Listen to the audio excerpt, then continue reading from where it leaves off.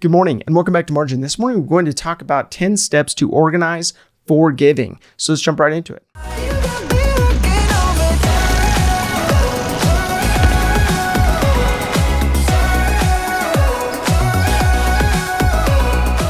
So when freeing up your time, your talent, and the ability to focus on generosity, you will need to adopt a great intentionality around getting organized. Now, you may have begun the process of putting together your goals for the next year, and let's be honest, they most likely are a bit ambitious, mainly because you haven't set out the parameters of what you're trying to accomplish when and what those steps are or the habits are in order to accomplish said goals. So before charging after those goals, what should you get in order? Now, I believe you should take the opportunity to set aside 3 focus sessions in order to organize key aspects of your life. So this could be 30, 60, 90 minutes, periods of time that you basically sit down and you fully focus on getting things organized. Now, I broke these down based on a number of different categories. So we're gonna go one by one, and this will help you to write down or jot down those that you probably need to spend more time on when you have that designated time. Now, the first one is taxes. Now, organize everything from this year that will contribute to your next tax return, putting together all receipts, all W-2s if you've received them yet, 1099s, bank and mortgage statements, as well as any kind of investment account statements in order to have all of this ready to go.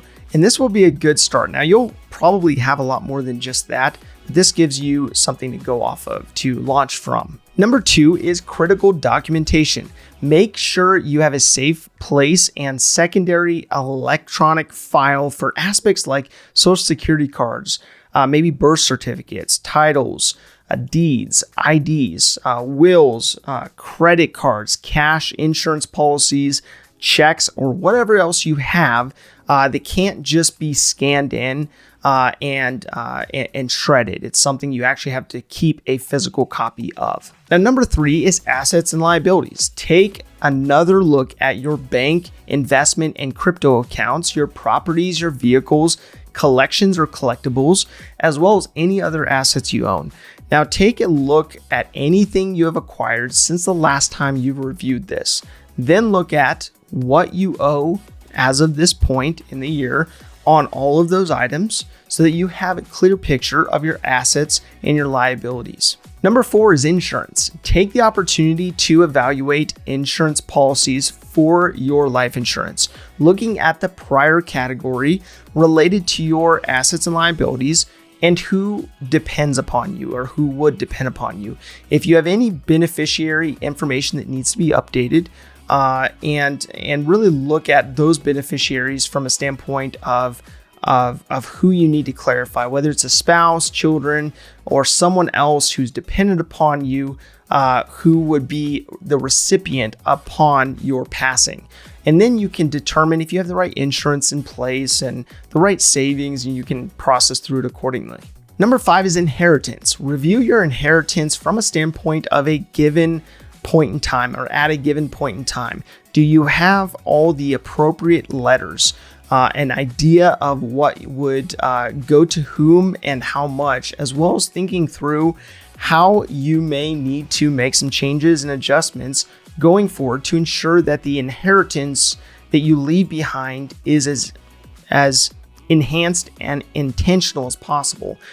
So according to Magnify Money, which is a resource I referred to previously, they stated that the top 1% inherits an average of 1.7 million. The middle 49% inherits an average of 273,000, and the bottom 50% inherits an average of 39,000. Now, monetary exchange is not the only thing that you leave behind, but it's helpful for you to know that when the dust settles, after all of your liabilities are paid and so on and so forth, and what is actually left behind to pass to future generations, trusts or organizations otherwise. Number 6 is will or trust. Develop or update your will to represent the where, the state that you reside, the what in regards to what you own, the who in regards to who will execute on your will, the whom in regards to beneficiaries or recipients, the when as to when those assets would be transferred, and then the how much, which is the specifics of what will go to whom. And then finally, I would also look at the why. Why have you chosen to whom to receive the what, and really defining that. Now, if you have a trust or need to develop one based upon an irrevocable family trust, a revocable family trust, a living trust, or a marital trust, you'll also want to consider that here. Number 7 is clutter. Use this opportunity to organize and downsize your belongings so that they don't become a distraction from what you want to accomplish going forward. Now, I would order this from a standpoint of the aspects that seem to get in the way the most to the least, and those aspects that most people deal with clutter-wise. So ordering this based upon paperwork, clothing, books and magazines, kitchenware, linens, furniture, electronics, and miscellaneous boxes will help you go in an orderly fashion of downsizing and figuring out what you actually need. Number 8 is manifesto. Create a manifesto to establish how your finances are to be handled based upon what's important to you. Now, this would include money and relationships, giving, debt, retirement, savings, savings otherwise, income, and your income sources. But it will be really helpful to make sure that you have a manifesto in one place so that as you're making decisions, that you are ensuring that those decisions align with that manifesto. Number 9 is habits. Based upon all of this information, what habits need to then be changed based upon swap, schedule, or separate? So number 1 is swap. Stack positive reinforcing habits by exchanging bad or indifferent habits with good or better habits. Number 2 is schedule. Create a schedule that makes a bad or indifferent habit not as easily accessible. Now, number 3 is make bad or indifferent habits more difficult and good, better habits easier. Removing the possibility of being tempted by the habit. So removing it completely from your sphere or influence. Number 10 is to take action. Now, this is not necessarily something that it is an action item for you to go organize or for you to go, locate or whatever the case may be. But the important part here is that you go through these 9 steps and you evaluate what you have and what you don't have in order.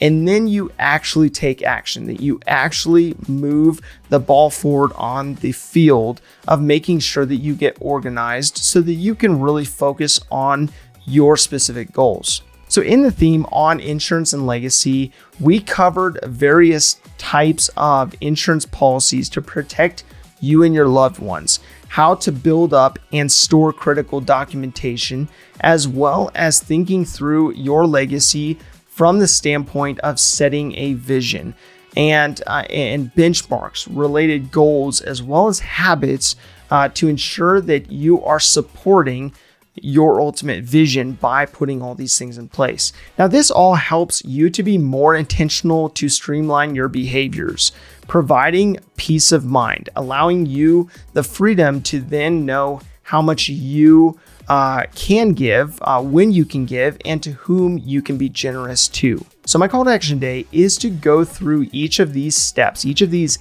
10 steps, and ensure that you are doing your best to be able to get organized so that then you are able to be intentional to build margin, enabling you to give. If this information is helpful to you, please do like, subscribe, and hit the notification bell so you're reminded to come back on a daily basis and improve in managing your personal finances. Thank you for your time. Enjoy your day, and we'll see you back here tomorrow.